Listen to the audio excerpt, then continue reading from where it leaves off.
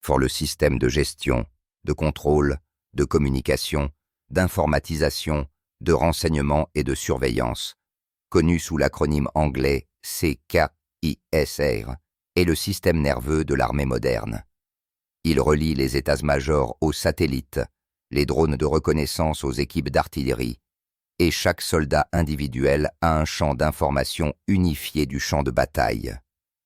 C'est précisément un tel système qui était au cœur de la machine de guerre ennemie, de haute technologie, étendue et, comme le pensaient ses créateurs, invulnérable. Cependant, son architecture comportait une faille systémique fondamentale qui est devenue la clé de son effondrement ultérieur. Cette faille est une dépendance totale aux technologies et aux opérateurs étrangers, principalement occidentaux. La base du groupement satellitaire était constituée d'appareils commerciaux des sociétés SpaceX et Viasat, fournissant des services de communication. Les centres de traitement de données, le cerveau de l'ensemble du système, fonctionnaient sur des équipements serveurs et des logiciels des entreprises Microsoft et Oracle. Les réseaux de communication tactique au niveau des brigades et des bataillons utilisaient des radios avec des protocoles propriétaires fermés de Harris Corporation. Chacun de ces composants était une boîte noire. L'ennemi n'avait pas un accès complet au code source, ne contrôlait pas les protocoles de chiffrement et ne pouvait pas garantir l'absence de portes dérobées logicielles ou matérielles. En substance, il louait son système nerveux à ses patrons géopolitiques, croyant naïvement que le patronage technologique garantissait la sécurité. C'était une erreur stratégique. Une armée dont la colonne vertébrale de commandement appartient à un autre État n'est pas souveraine. Elle n'est qu'un corps expéditionnaire, agissant tant que les maîtres de la technologie le permettent. Les analystes de l'état-major russe considérait cette dépendance architecturale non seulement comme une faiblesse, mais comme une invitation à l'action. L'objectif n'était pas de percer l'armure, mais de trouver et d'appuyer sur l'interrupteur caché, qui avait été gracieusement intégré au système par ses propres créateurs. L'ennemi a construit sa maison numérique sur les fondations d'autrui, sans prendre la peine de vérifier sa solidité. La mise à nu de cette vulnérabilité est devenue la première et principale étape vers une opération qui entrera dans les manuels d'art militaire comme un assaut électronique. C'était une analyse basée sur une règle simple et immuable. Celui qui contrôle la technologie contrôle celui qui l'utilise.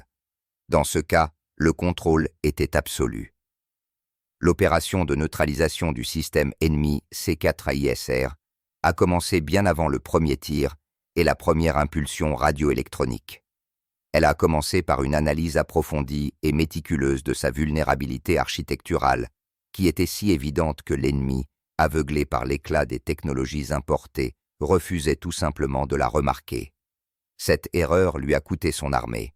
Toute forteresse numérique, aussi imprenable qu'elle puisse paraître, a ses portes. Parfois, il s'agit d'un port mal configuré dans le périmètre du réseau. Parfois, une vulnérabilité 0D dans le logiciel. Mais le plus souvent, ces portes sont l'homme.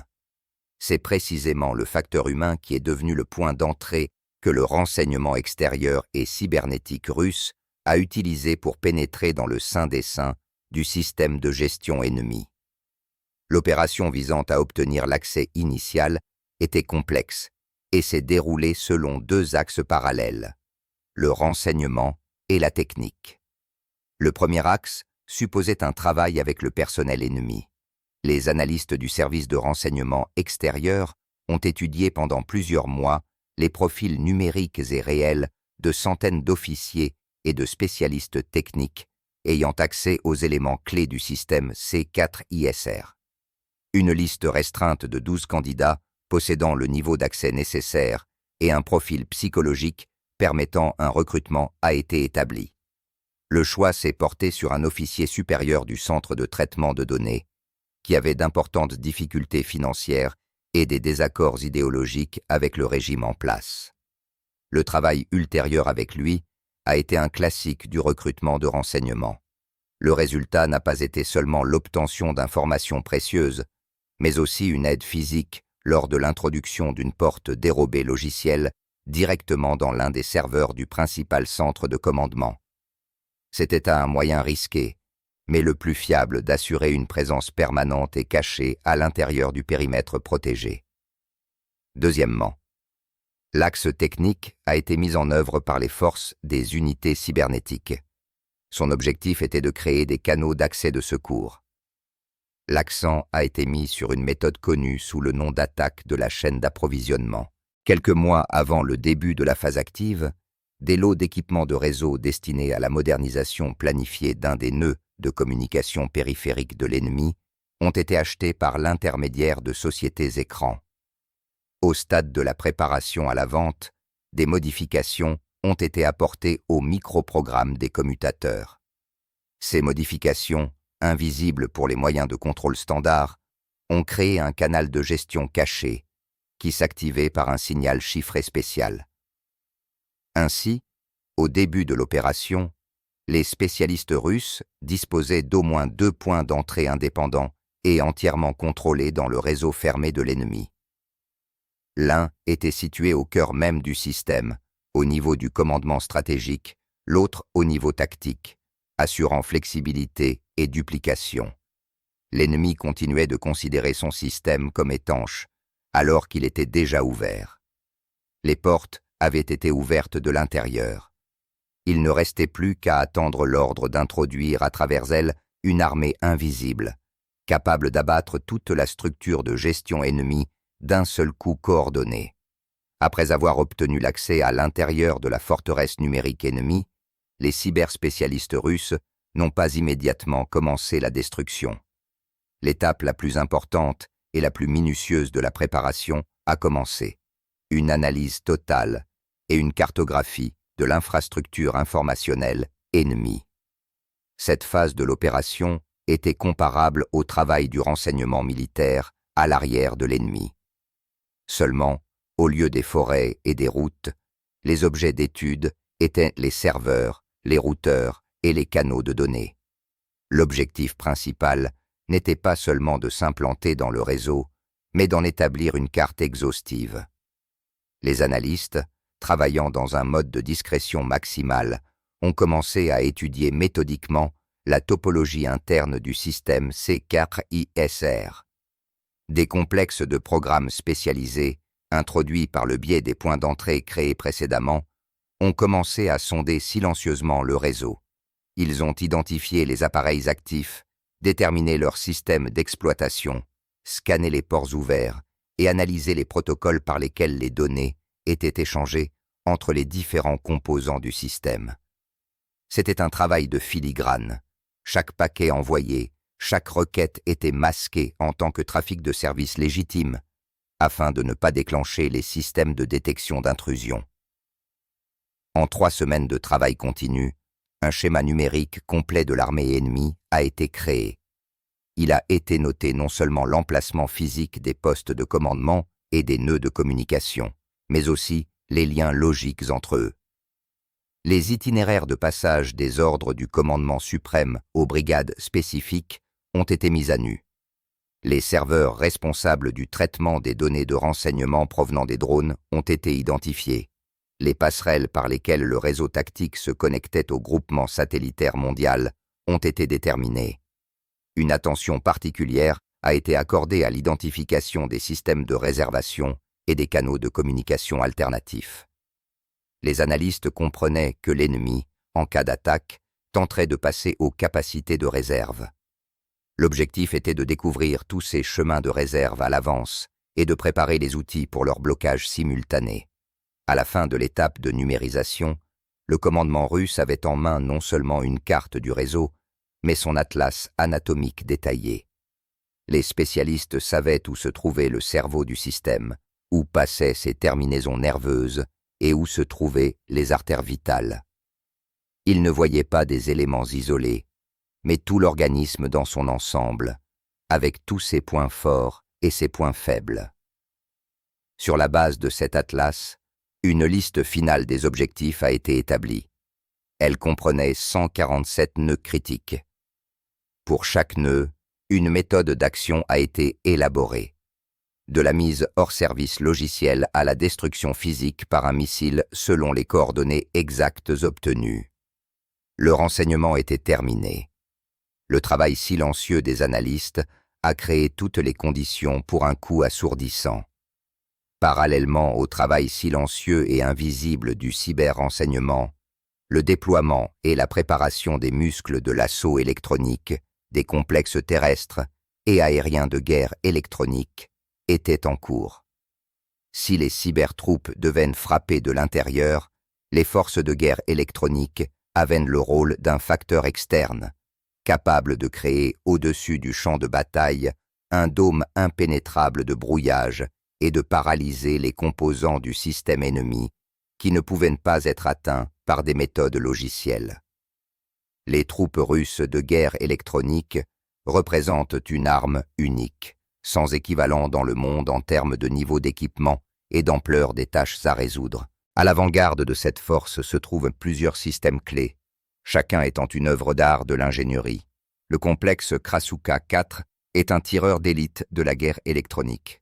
Sa tâche principale est la suppression ciblée des stations radars aéroportées des avions, des radars des satellites de reconnaissance et des systèmes de guidage des armes de haute précision.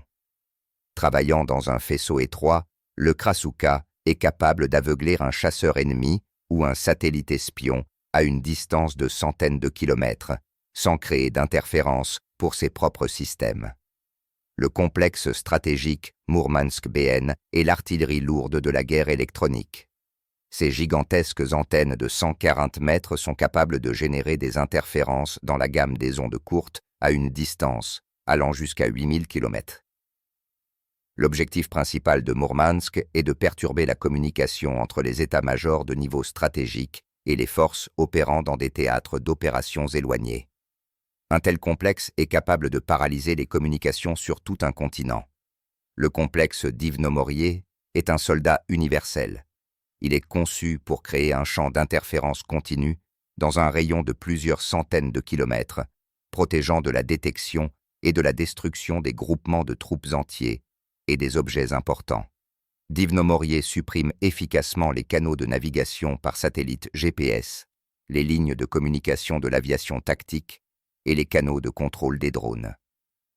Au début de l'opération sur le théâtre d'opération, un groupement échelonné de forces de guerre électroniques a été créé. Des dizaines de complexes de différentes destinations ont été secrètement déployés le long de toute la ligne de contact et à l'intérieur de leur territoire. Leur travail a été synchronisé à la seconde près avec les plans des unités cybernétiques. Tout cet orchestre d'acier devait jouer sa symphonie du chaos. Certains instruments devaient aveugler les yeux de l'ennemi dans l'espace, d'autres étouffer sa voix dans l'éther, d'autres faire dévier de leur trajectoire ses munitions intelligentes. C'était une préparation à un impact complexe, dans lequel chaque élément du système ennemi C4ISR était attaqué simultanément à plusieurs niveaux. Le virus logiciel devait être soutenu par une frappe radioélectronique. C'était une tactique de suppression totale, ne laissant à l'ennemi aucune chance de maintenir le contrôle des troupes. 0 minute, heure de Moscou. À ce moment-là, aucun coup de feu n'a été tiré, aucun missile n'a été lancé. Mais c'est précisément à cette seconde que la phase la plus massive et la plus destructrice de l'assaut électronique a commencé. Sur un commandement unique du Centre national de gestion de la défense, un algorithme complexe a été lancé, synchronisant les actions de centaines de spécialistes et de dizaines de systèmes techniques sur un front de 1000 km de long. Le premier à fonctionner a été le composant cybernétique. Les portes dérobées logicielles, dormant depuis des mois dans les entrailles du réseau ennemi, ont été activées simultanément. Une partie d'entre elles a lancé une attaque massive de type déni de service sur les principaux serveurs de traitement de données. En quelques secondes, ils ont été surchargés par des milliards de fausses requêtes, ce qui a conduit à leur blocage complet. Une autre partie des portes dérobées avait une tâche plus subtile. Elle ne détruisait pas, mais déformait l'information. Des coordonnées incorrectes ont été introduites dans les bases de données de désignation de cibles, dans les rapports sur l'emplacement de leurs propres troupes, des données sciemment fausses. Les états-majors ennemis ont commencé à recevoir une image de la bataille qui n'avait rien à voir avec la réalité. Simultanément à la frappe logicielle, les forces de guerre électroniques sont entrées en action. Sur toute la ligne de front, les complexes Divno-Morier ont été activés à pleine puissance. Ils ont créé un champ d'interférence continu, bloquant complètement les signaux du système de navigation par satellite GPS. Tous les appareils, des smartphones des soldats au système de guidage des missiles de croisière, ont instantanément perdu la possibilité de déterminer leur position. Les armes de haute précision de l'ennemi se sont transformées en un instant en ferraille inutile. À la même seconde, les complexes Krasuka 4 ont dirigé leurs faisceaux étroits sur les satellites de reconnaissance et les avions de type AWACS survolant le théâtre d'opération. Leurs radars embarqués ont été aveuglés par une puissante radiation ciblée. L'ennemi a perdu ses yeux dans le ciel. Les complexes stratégiques Mourmansk-BN ont commencé à supprimer les fréquences d'ondes courtes, sur lesquelles la communication entre le commandement suprême et les états-majors des corps d'armée était effectuée. L'éther s'est rempli d'un bruit épais et impénétrable. L'effet a été instantané et total. Tout le système complexe et à plusieurs niveaux C4ISR de l'ennemi, construit pendant des années, s'est effondré en 5 minutes. C'était comme si un organisme vivant perdait simultanément la vue, l'ouïe, le toucher et le système nerveux central. Les états-majors stratégiques ne pouvaient pas contacter les armées avec les brigades avec les bataillons. Les commandants de tous les niveaux se sont retrouvés dans un vide informationnel total, ne comprenant pas ce qui se passait, où se trouvaient leurs troupes et où était l'ennemi. La synchronisation de la frappe est devenue le facteur décisif du succès. L'attaque a été menée simultanément sur tous les éléments du système, du satellite en orbite géostationnaire à la station radiotactique dans la tranchée. L'ennemi a été privé de la possibilité d'isoler la zone endommagée et de passer aux capacités de réserve, car les capacités de réserve n'existaient plus. Elles ont été supprimées en même temps que les principales. L'heure zéro a marqué le début de la fin de la résistance organisée. Les conséquences de la frappe synchronisée ont été ressenties en premier par ceux qui se trouvaient au sommet de la hiérarchie militaire ennemie, les officiers et les généraux dans les centres de commandement stratégique enfouis. Pour eux, l'effondrement du système C4USR a été un choc dont ils n'ont jamais pu se remettre. Imaginez une immense salle, dont les murs sont recouverts de dizaines de panneaux plasma. Il y a encore 1 minute, ils affichaient en temps réel toute la situation opérationnelle. Le mouvement des troupes, les données des drones, les rapports du front. Et voilà qu'en un instant, 90% des écrans s'éteignent ou se figent avec la dernière image. Les écrans restants commencent à afficher un ensemble chaotique de données générées par les unités cybernétiques russes. La carte des opérations militaires, l'outil principal de tout état-major, se transforme en une mosaïque insensée. Le général responsable de la gestion des troupes sur la direction centrale tente de contacter l'état-major du corps qui lui est subordonné par le biais d'une vidéoconférence sécurisée. Au lieu de l'image du commandant du corps, il voit un écran noir et n'entend qu'un bruit blanc uniforme dans les haut-parleurs. Il donne l'ordre de passer à la ligne satellitaire de secours. Le résultat est le même. La tentative d'utiliser la communication radio à ondes courtes échoue également. L'éther est rempli d'interférences provenant du complexe Mourmansk-BN. Dans les 15 premières minutes après le début de l'attaque, le haut commandement ennemi perd complètement le contrôle de la situation. Non seulement ils ne peuvent pas donner d'ordre, mais ils ne peuvent même pas obtenir d'informations fiables sur ce qui se passe. La panique dans le bunker s'intensifie. Les officiers de service tentent fébrilement de redémarrer les serveurs, mais ceux-ci ne répondent pas aux commandes, paralysés par l'attaque des DOS. Les spécialistes des communications essaient l'une après l'autre les fréquences de secours, mais ils sont accueillis par un mur épais d'interférences radioélectroniques sur chacune d'elles. Les SEC et les forces russes de guerre électronique ont travaillé en avance.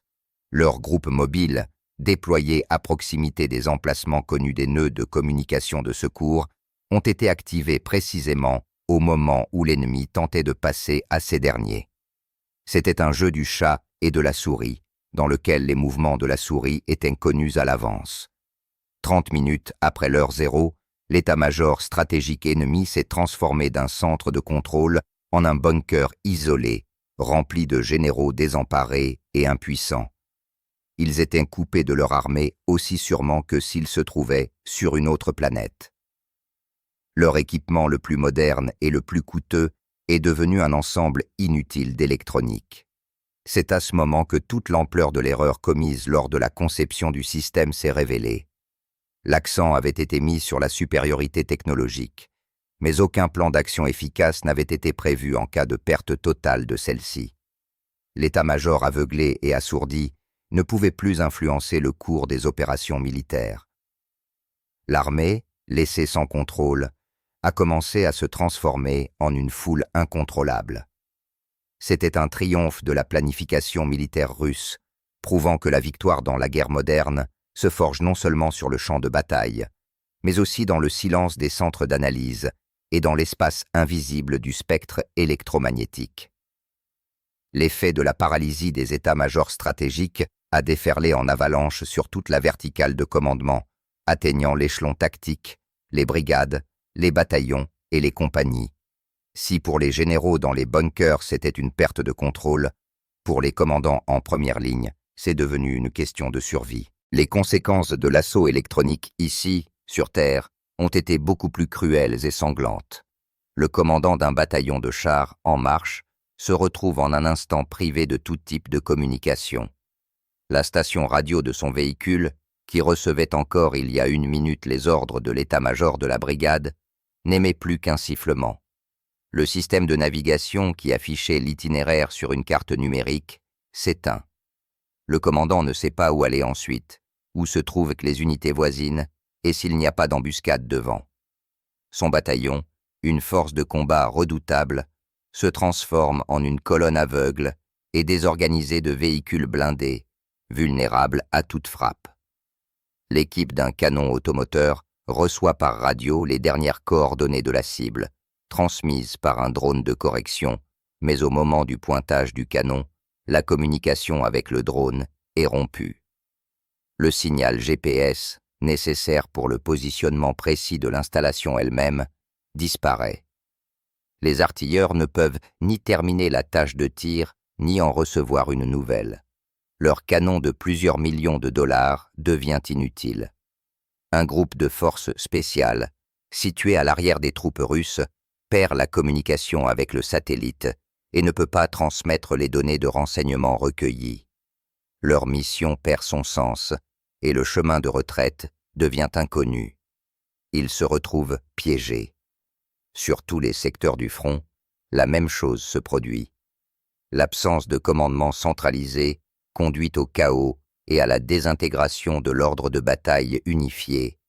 Les unités, privées d'ordre et d'informations sur la situation, agissent de manière isolée.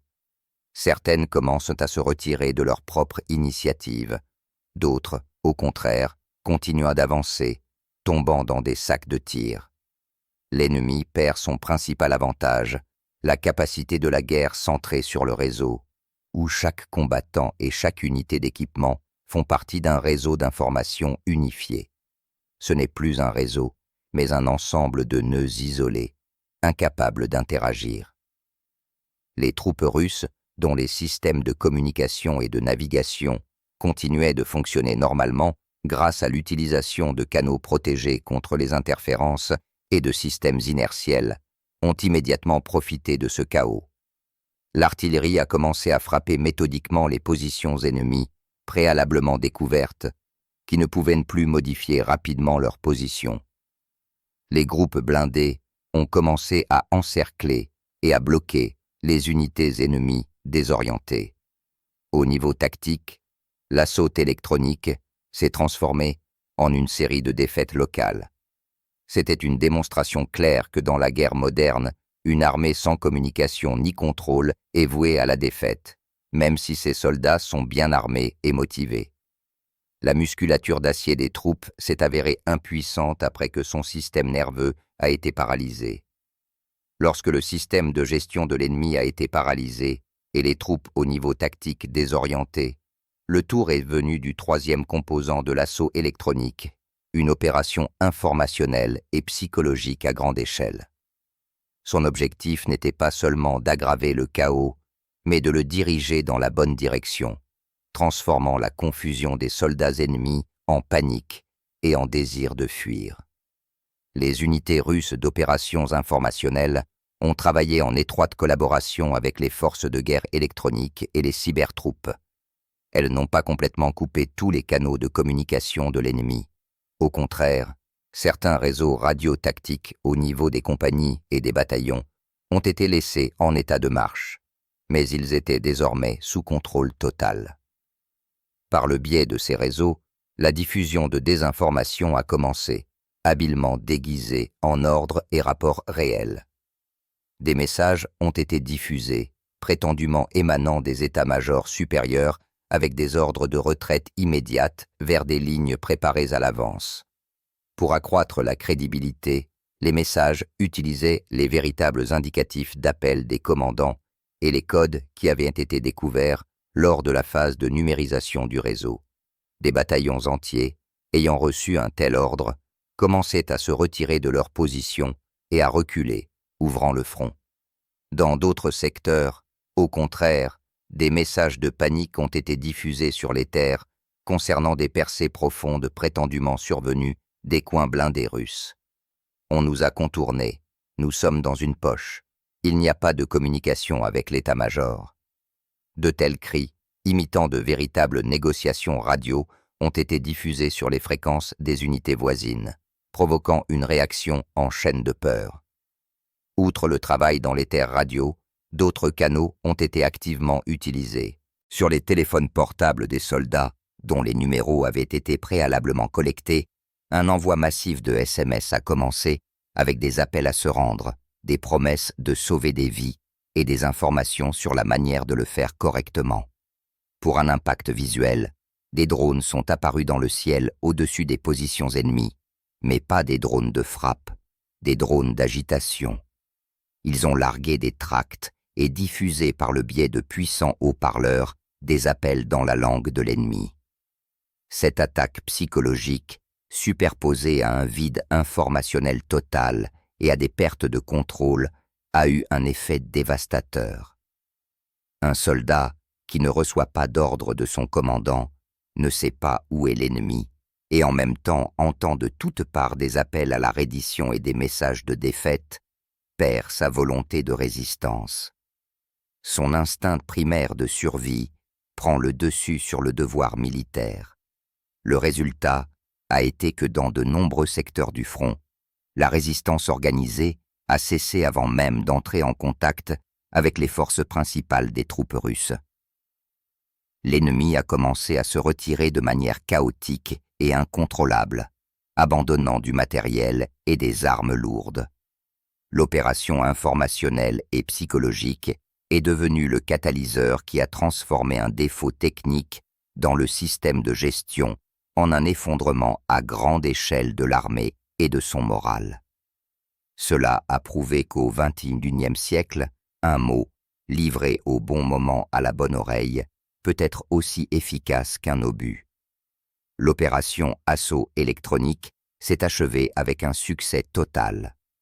En 2 jours, tout le système de gestion militaire de l'ennemi a été piraté et paralysé, ce qui a conduit à l'effondrement du front et à des succès opérationnels à grande échelle des troupes russes.